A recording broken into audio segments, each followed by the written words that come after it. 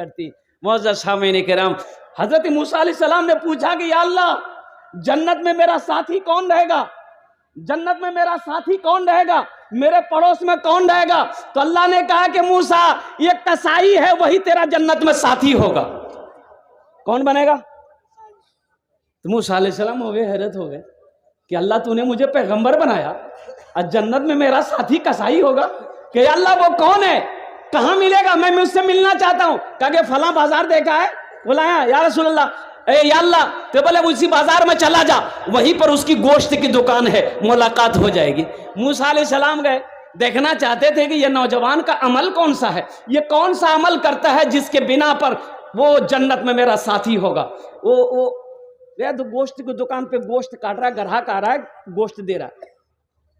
یہ موسیٰ علیہ السلام کو یہ نوجوان پہچانتا نہیں تھا کہ یہ اللہ کے پیغمبر ہے۔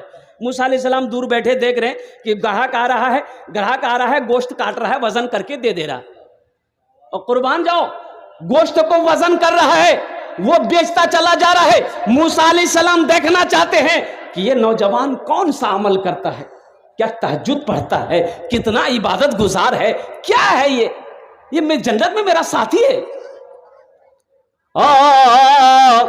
کئی گھنٹہ بیٹھے رہے، آپ نے کوئی عمل نہیں دیکھا، صرف گوشت بیچتے ہوئے دیکھا، صرف گوشت بیچتے ہوئے دیکھا۔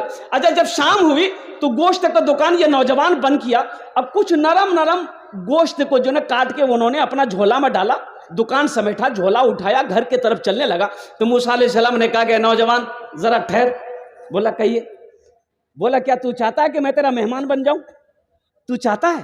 تو نوجوان نے کہا کہ خوش نصیبی ہماری ہے، اگر آپ میرے گھر چلنا چاہے آپ میرے مہمان بن جائیے۔ پہچانتا نہیں تھا کہ اللہ کے پیغمبر۔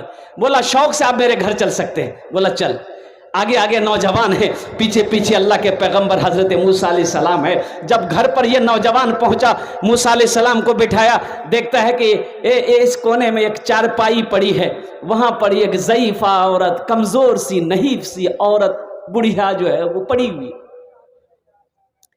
یہ نوجوان قریب گیا اور ماں سے اشارے میں کچھ بات کیا، بڑھیا سے، ضعیفہ سے، اور اٹھایا، پانی کے چند گھونٹ پلایا، پھر ماں کو سلا دیا۔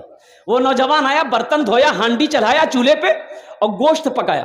گوشت پکانے کے بعد آٹا گوندا، روٹی پکائی، اور روٹی پکانے کے بعد ایک پیالہ لیا، شوربہ ڈالا گوشت کا، اور وہ ایک روٹی توڑ کر کے اس میں اچھا سے ملایا، ملائم کیا، ایک دم صاف لکوڈ کر دیا۔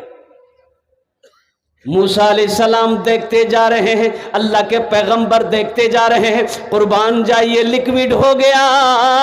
یہ نوجوان چارپائی کے قریب گیا، چارپائی کے ایک کونے میں بیٹھا، اپنی ماں کو اٹھایا، ہاتھوں میں سینے سے لگایا، یوں سینے سے لگایا، اور ماں کے پیالے میں پانی لے کر پہلے چہرہ دھویا اور اپنا گمچھا سے ماں کے چہرے کو پوچھا، پھر روٹی کا لقمہ اٹھا کر ماں کے منہ میں ڈالا۔ وہ ماں کھاتی جا رہی ہے، کچھ بول رہی ہے، اتنی طاقت تو نہیں، آواز تو نہیں ہے وہ دور والے سمجھ پائیں۔ تو موسیٰ علیہ السلام نے کان لگایا کہ یہ بول کیا رہی ہے، تو نوجوان سے پوچھا کہ تیری ماں کچھ بول رہی ہے؟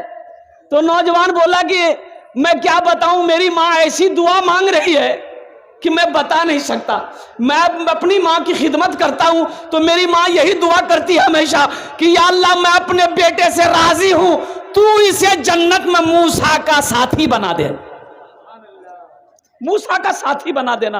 تو بتائیے کہاں ہم گنہگار ہیں، اب موسیٰ علیہ السلام اللہ کے پیغمبر ہیں، بھلا ساتھی بن سکتے ہیں؟